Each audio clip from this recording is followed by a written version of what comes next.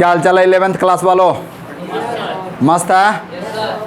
आज हम लोग क्या पढ़ने वाले थे? समरी ऑफ इलेक्ट्रॉन, प्रोटॉन और इसके पहले हम लोगों ने किसके बारे में जानकारी ली थी?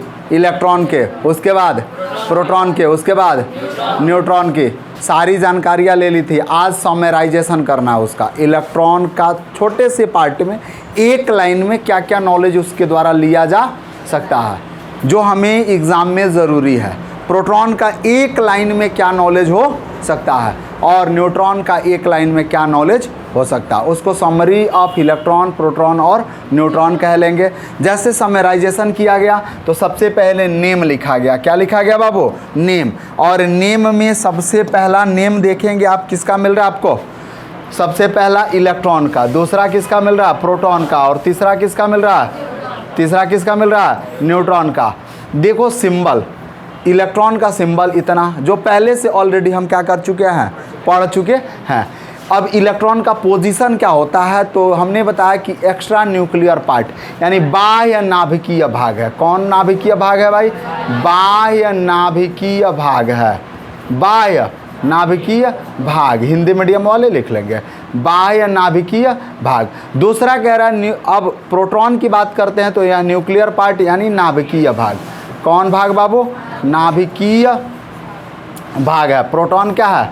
नाभिकीय भाग है। उसके बाद हमने क्या बताया बाबू? न्यूक्लियर पार्ट में फिर किसको बताया? न्यूट्रॉन को, यानी ये भी नाभिकीय भाग है। नाभिकीय भाग का मतलब क्या हुआ? नाभिकीय भाग का मतलब क्या हुआ?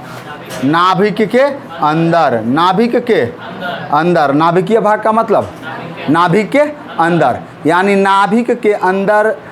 जैसे बाबू हम बात कर लें सबसे पहले कि यहाँ हमने क्या किया, एक एटम बनाया और ये न्यूक्लियस बनाया। तो न्यूक्लियस में क्या रहेगा? N+P, जो पहले ही आपको बताई गई है। N+P को न्यूक्लियॉन्स भी कहा जाता है। N+P को संयुक्त रूप से न्यूक्लियॉन्स कहा जाता है। तो इसके बारे में हमने जानकारी ले रखी है पहले से ही। अब हमें आगे बढ़ना है। तो अब देखो चार्ज, इलेक्ट्रॉन पर अब्सोल्यूट चार्ज और रिलेटिव चार्ज। अब्सोल्यूट चार्ज को क्या कहते हैं भाई? सापेक्ष आवेश। और इसको क्या कहते हैं? निरपेक्ष आवेश। सापेक्ष आवेश और निरपेक्ष आवेश। सापेक्ष आवेश और इसको क्या कहेंगे? निरपेक्ष आवेश। अब इधर अब्सोल्यूट को क्या कहेंगे? सापेक्ष द्रव्यमान। सापेक्ष, और इधर निरपेक्ष द्रव्यमान। कौन द्रव्यमान बाबू? निरपेक्ष द्रव्यमान। डेंसिटी को क्या कहते हैं? घनत्व कहते हैं। वॉल्यूम को क्या कहते हैं? वॉल्यूम को क्या कहते हैं? आयतन कहते हैं। और टाइप्स को क्या कहेंगे? प्रकार। और नेचर को क्या कहेंगे? प्रकृति। नेचर को प्रकृति। अच्छा, इलेक्ट्रॉन बाह्य नाभिकीय भाग में आता है। इसका अब्सोल्यूट चार्ज यानी सापेक्ष द्रव्यमान कितना होता है? तो -1.6 × 10⁻⁻19 कूलम्ब होता है। निरपेक्ष द्रव्यमान कितना होता है? -1। अब्सोल्यूट और रिलेटिव मास, अब्सोल्यूट मास और रिलेटिव मास। इलेक्ट्रॉन का अब्सोल्यूट मास कितना होता है? 9.11 × 10⁻31 kg। 9.11 × 10⁻13 kg। कैसे निकाला गया? 31 kg कैसे आया? तो इसकी जानकारी हम लोग पीछे से ले चुके हैं। क्लियर? आगे बढ़ने पर फिर अब इसका रिलेटिव मास कितना मिलता है? तो 0.0045545 मिलता है। क्लियर है? आगे बढ़ते हैं। तो अब इसका घनत्व कितना मिलता है भाई? 2.1978 × 10⁻17 कितना? 17 ग्राम पर सेंटीमीटर क्यूब। उसके बाद क्या मिलता है? इसका वॉल्यूम, आयतन 4.19 × 10⁻43 cm3। 10⁻43 cm3। क्लियर है ना? अब देखो भाई, अब टाइप्स इसका मिलता है तो alpha electron, beta electron. Alpha electron और बीटा इलेक्ट्रॉन। क्लियर है? चलो अब देखो तो इसकी प्रकृति क्या होती है। तो इलेक्ट्रॉन ड्यूअल नेचर का होता है। ड्यूअल नेचर का मतलब कि इसमें द्वैती प्रकृति पाई जाती है। द्वैती प्रकृति का मतलब कि तरंग का भी गुण पाया जाएगा और कण का भी गुण पाया जाएगा। ये तो सारी बातें याद है आपको? कोई दिक्कत अभी तक? चलो, तो ड्यूअल को क्या लिखेंगे? द्वैती प्रकृति। क्या लिखेंगे बाबू? द्वैती प्रकृति। ठीक है? ड्यूअल नेचर को क्या लिखेंगे हम लोग? द्वैती प्रकृति। क्लियर है ना? इतना बात समझ में आ रहा है? पक्का? चलो अब देखो तो प्रोटॉन, प्रोटॉन को क्या कहोगे, प्रोटॉन ही कहोगे यार। इसको संकेत में ऐसे लिखते हो, सिंबल में ऐसे। ये भी नाभिकीय भाग होता है। कौन सा भाग होता है? नाभिक के अंदर रहने वाला। नाभिक के इलेक्ट्रॉन नाभिक के बाहर और प्रोटॉन नाभिक के, प्रोटॉन नाभिक के अंदर। क्लियर है? अब आगे बढ़ते हैं तो भाई इसका अब्सोल्यूट चार्ज कितना होता है? 1.6 इंटू 10⁻⁻19 कूलम। जितना इस पर होता है, माइनस लिखे थे 1.6 इंटू 10⁻⁻19 कूलम। सेम कहानी इस पर भी, सेम कहानी, लेकिन उस पर निगेटिव, इस पर इलेक्ट्रॉन पर निगेटिव चार्ज, प्रोटॉन पर पॉजिटिव चार्ज। चार्ज का वैल्यू समान होगा ना, चार्ज का वैल्यू। इतना बात समझ में आ रहा है? कोई दिक्कत? आगे बढ़ें, चलो। अब देखो तो निरपेक्ष आवेश कितना होगा? +1, इस पर -1, इस पर +1। इसका द्रव्यमान कितना होगा? अब्सोल्यूट द्रव्यमान 1.67 into 10⁻⁻27 kg, -27 kg। 1.6 into 10⁻⁻21 kg, 27 kg। Clear है बाबू? आगे बढ़े हम लोग, पक्का? जल्दी से बताइए, आगे बढ़े। अब देखिए अगला क्या है, तो इसका घनत्व, इसका घनत्व, घनत्व कितना है भाई? 1.15 इंटू 10⁻⁻4 ग्राम पर cm3, ग्राम पर cm3 है। अब इसका वॉल्यूम कितना है? 1.5 इंटू 10⁻38 cm3। उसके बाद अल्फा प्रोटॉन और बीटा प्रोटॉन जो पहले से पढ़कर आए हैं, किसके आधार पर? रोटेशन के आधार पर। रोटेशन यानी कहने का अर्थ है कि प्रोटॉन अपना रोटेशन करता है, नाभिक के अंदर अपने अक्ष पर चक्कर लगाता है। तो उसके चक्रण दो प्रकार के हो सकते हैं, क्लॉकवाइज और एक एंटी क्लॉकवाइज। इस आधार पर प्रोटॉन को कितने भागों में बांटा गया? 2 भागों में। एक क्या आया? अल्फा प्रोटॉन, और दूसरा क्या आया? Beta proton. क्लियर है ना? एक अल्फा प्रोटॉन और दूसरा बीटा प्रोटॉन। इतनी बात समझ के आगे बढ़े, चलो। अब ये भी ड्यूअल नेचर का होता है। ड्यूअल नेचर को हिंदी में क्या कहेंगे? द्वैती प्रकृति। दैती प्रकृति न रे, द्वैती, दैत नहीं है ये, दैत्य, दैत्य नहीं, द्वैत। द्वैत का मतलब दूगो गुण, द्वैत का मतलब दूगो गुण। आगे बढ़े तो न्यूट्रॉन, न्यूट्रॉन को कैसे डिनोट करेंगे? ऐसे। न्यूट्रॉन को कैसे डिनोट करेंगे भाई? ऐसे, या किसी और चीज़ों से डिनोट कर सकते हैं। कैसे डिनोट कर सकते हैं भाई? इसको थोड़ा उल्टा लिख लिया गया। न्यूट्रॉन को कैसे डिनोट करेंगे? ऐसे डिनोट करेंगे। क्लियर है ना?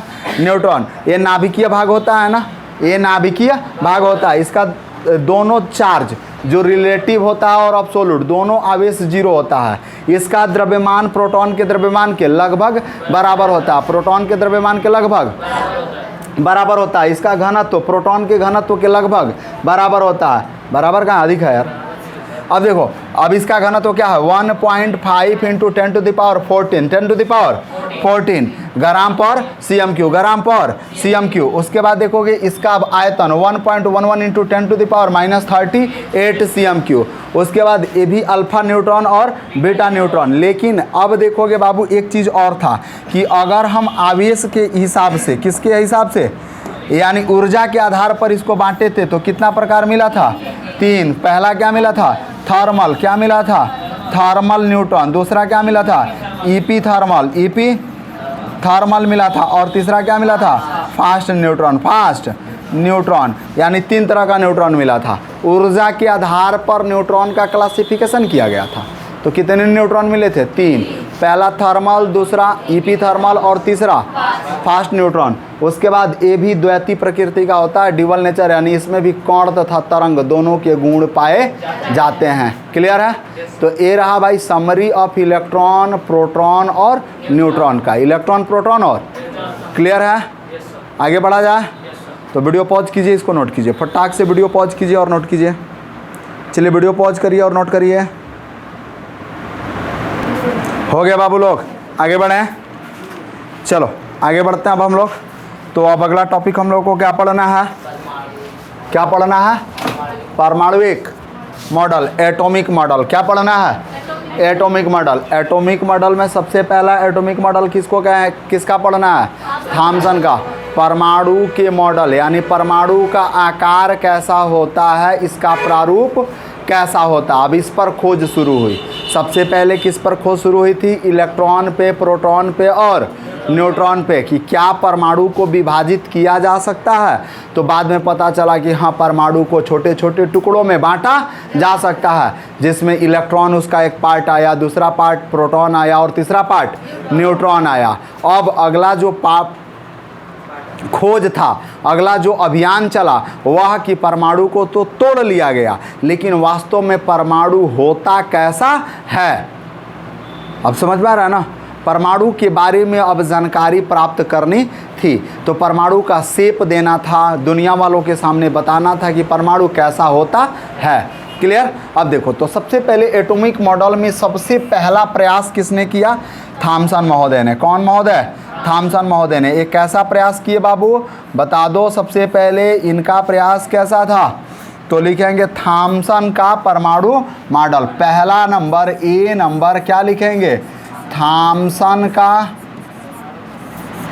का परमाणु मॉडल, परमाणु मॉडल। और थॉमसन का परमाणु मॉडल देखोगे बाबू, इसको क्या लिखोगे? Thomson's atomic model, an model of an atom. तो Thomson's model of an atom कब दिया था इन्होंने? 1904 ईस्वी में। कब दिया था? 1904 ईस्वी में। अब देखो, थॉमसन के इस परमाणु मॉडल को वाटरमेलन मॉडल कहा जाता है। वाटरमेलन मॉडल या प्लम पुडिंग मॉडल कहा जाता है, या रेजिन पुडिंग मॉडल कहा जाता है। थॉमसन के इस परमाणु मॉडल को क्या कहते हैं? Watermelon model. वाटरमेलन मॉडल यानी तरबूजा की भांति। किसकी भांति? इन्होंने परमाणु को किसकी भांति बताया? तरबूजा की भांति। या इन्होंने इसका नाम क्या दिया? Plum pudding model. Plum pudding model. फिर इन्होंने इसका नाम क्या दिया? Resin pudding model. अब तरबूजा की भांति इन्होंने क्यों कहा? इन्होंने कहा कि तरबूजा परमाणु की तरह गोलाकार होता है। थोड़ा सा मजाकिया लैंग्वेज में ये आए थे कभी भारत, और भारत में जिस समय आए थे उस समय शौचालय नहीं हुआ करते थे। नदियों के किनारे नित्य क्रियाक्रम किया जाता था। गए तो उधर देखे तो नित्य क्रियाक्रम करके लौट रहे थे नदी के किनारे, पैर से कुछ टकरा गया। इन्होंने देखा, वाह, ये तो अजूबा हो गया, ये कभी देखे नहीं थे। सीधा कह दिया, oh this is the model of an atom, यानी ये परमाणु का एक मॉडल हो सकता है। और इन्होंने दुनिया वालों के सामने उधर उधर विदेश में, भारत में ना, विदेश में ले जाके दिखाया कि देखो this is the model of atom. दुनिया वाले कहे कि वाह। और इन्होंने तरबूजा की भांति, बताइए हम लोग जिसको खाते हैं उसको इन्होंने क्या कह दिया? परमाणु कह दिया। इनको पता ही नहीं था कि ये तरबूजा है। अब भारत के पास आया जब ये मॉडल, तो भारत वाला कहा ये तो हमारे गाँव के खेतवा में होता है। तो ये मजाकिया था, बाकी ऐसा कुछ है नहीं। बहुत मेहनत की है परमाणु के बारे में। आगे बढ़ते हैं। तो सबसे पहले क्या लिखेंगे? Thomson was the first to possesses an model of, यानी अ मॉडल ऑफ एटम। तो सबसे पहले क्या लिखेंगे? थॉमसन ने सर्वप्रथम परमाणु का विस्तृत मॉडल प्रस्तुत किया। वाह, विस्तृत, तरबूजा की तरह। थॉमसन, चलो भाई, थॉमसन महोदय ने सर्वप्रथम लिखते चलो मेरे साथ, सर्वप्रथम परमाणु का विस्तृत मॉडल प्रस्तुत किया। कैसा मॉडल भाई? विस्तृत मॉडल प्रस्तुत किया। मॉडल प्रस्तुत किया, दुनिया वालों के सामने रखा।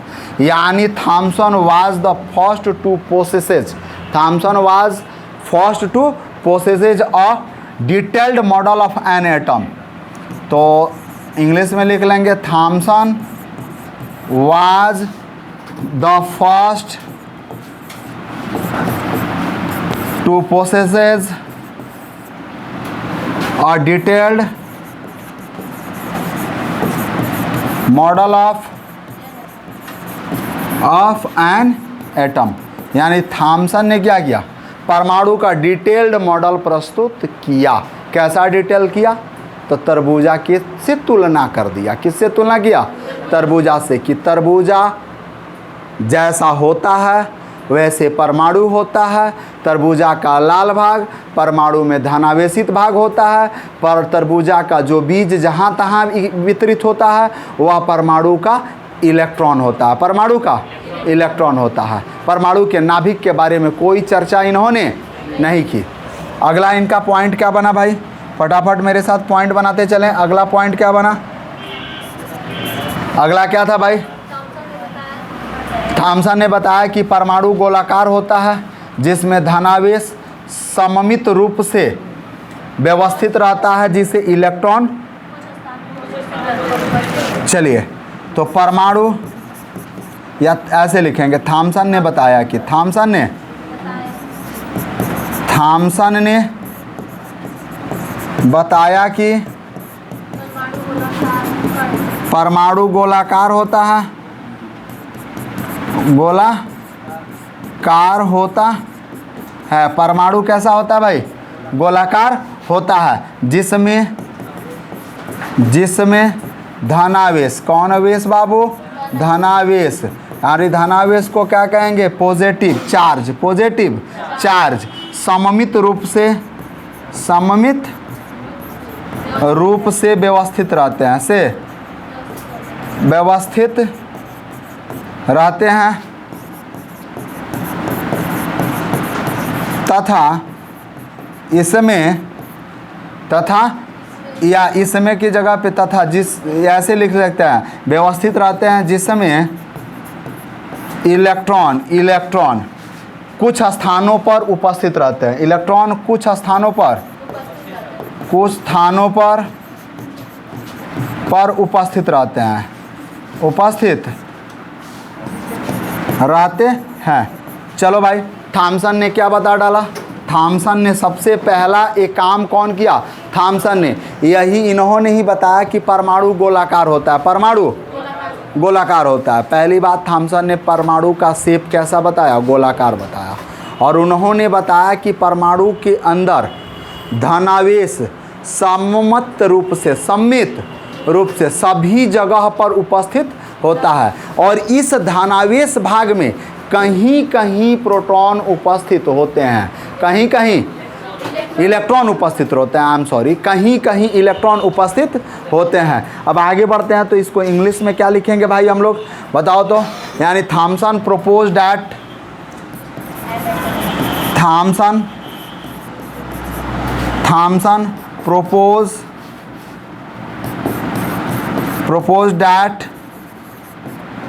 an atom consists of a uniform या an uniform sphere of positive charge in which the electron distributed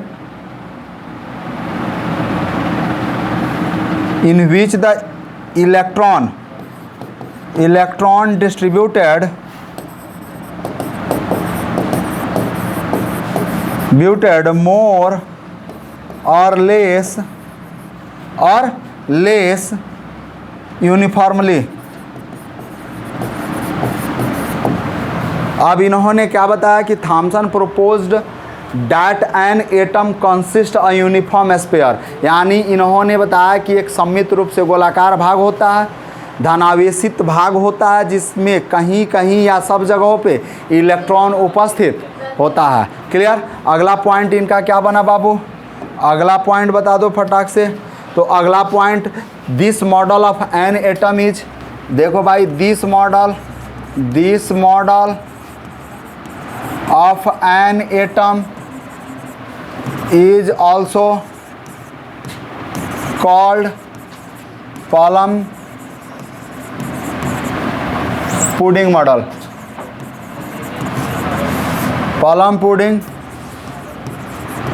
model of an atom, या कमा लगा के resin pudding model of an atom,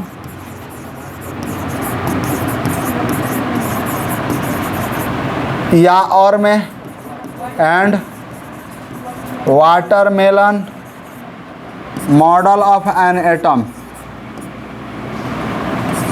of an atom, यानी इस परमाणु मॉडल को हिंदी में क्या लिख लेंगे बाबू, इस परमाणु मॉडल को पॉलम पुडिंग मॉडल, कमा लगा के resin pudding model, raisin pudding model, या वाटरमेलन मॉडल कहते हैं, मॉडल कहते हैं, वाटरमेलन मॉडल कहा जाता है। यानी इस परमाणु के मॉडल को क्या कहते हैं, plum pudding model, raisin pudding model या वाटरमेलन मॉडल कहा जाता है परमाणु के इस मॉडल को। इतना बात समझ में आया। अब देखोगे भाई कि अब इसका कुछ ड्रॉबैक्स था, इसका कुछ ड्रॉबैक्स था। इस परमाणु मॉडल के कुछ दोष थे, इस परमाणु मॉडल के कुछ दोष थे। दोष को हम लोग अगले पेज में देखते हैं, तब तक आप वीडियो पॉज करें और इसको नोट करें।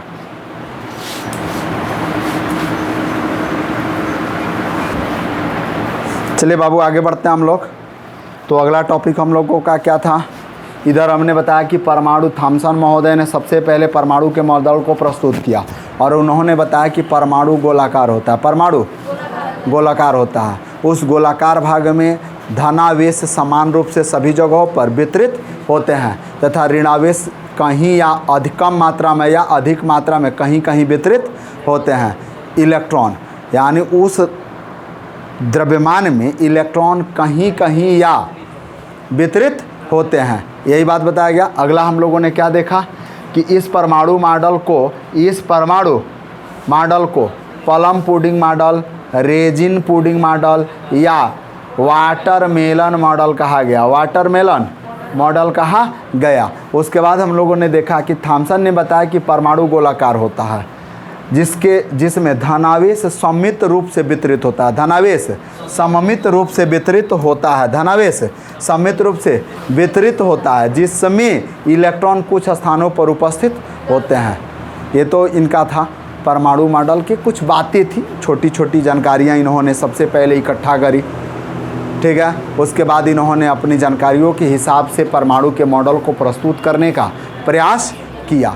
अब आगे बढ़ते हैं। तो इनका कुछ दोष था, इस परमाणु मॉडल का कुछ दोष था। पहला दोष क्या था कि इस परमाणु मॉडल का दोष यह था, महत्वपूर्ण दोष यह था कि द्रव्यमान को परमाणु में समान रूप से वितरित माना गया। द्रव्यमान को परमाणु में समान रूप से, यानी जो द्रव्यमान था, मास था, एक समान रूप से परमाणु के सभी भागों में बता दिया गया कि जो द्रव्यमान होता है वह परमाणु में सममित रूप से वितरित होता है। पहला दोष इनका था, क्लियर है। दूसरा दोष था कि यह एक स्थैतिक मॉडल है, स्टैटिक मॉडल। स्टैटिक मॉडल का मतलब कि इसमें कोई मूवमेंट नहीं होगा और ना मूवमेंट के बारे में जानकारी देगा, किसी भी प्रकार के हलचल के बारे में जानकारी नहीं देगा। बिल्कुल स्थिर मॉडल, बिल्कुल स्थिर मॉडल था। कैसा मॉडल था? स्थिर मॉडल। स्थिर मॉडल का मतलब कि किसी भी गतिशीलता के बारे में जानकारी नहीं देना। तो जब स्टैटिक मॉडल हो गया तो इलेक्ट्रॉन के गति के बारे में कोई एक्सप्लेनेशन नहीं करेगा यह मॉडल। अब तो समझ में आ रहा। अगला देखो भाई कि इलेक्ट्रॉन की गतिशीलता के बारे में कोई जानकारी नहीं देता है। यह मॉडल परमाणु के अस्थायित्व को भी नहीं बताता है, यानी परमाणु कैसा होता है, परमाणु स्टेबल होता है कि नहीं होता है, कैसा परमाणु का क्या नेचर होता है, इसके बारे में भी यह मॉडल जानकारी नहीं देता है। अब तो समझ में आ रहा ना। तो यह परमाणु के थॉमसन के परमाणु मॉडल के कुछ दोष थे, थॉमसन परमाणु मॉडल के कुछ दोष थे, इनको लिखोगे। उसके बाद हम लोगों का अगला क्लास किस पर चलेगा भाई? Alpha scattering experiment. Alpha scattering experiment जिसको रदरफोर्ड ने प्रयोग किया, या इसी को क्या कहेंगे? An experiment of Rutherford's experiment, clear है ना? या रदरफोर्ड्स एन एक्सपेरिमेंट, रदरफोर्ड का प्रयोग रदरफोर्ड ने स्वर्ण पत्री प्रयोग किया। कौन सा प्रयोग किया? जिसको अगले क्लास में हम लोग पढ़ेंगे। क्लियर है ना? आज के लिए सिर्फ इतना ही। हंसते रहिए, मुस्कुराते रहिए और यूं ही पीसीएम क्लासेज में पढ़ने आते रहिए। जय हिंद, जय भारत। उतार लीजिए इसको, पहले वीडियो पॉज करिए और इसको नोट करिए। वीडियो पॉज करिए और नोट करिए।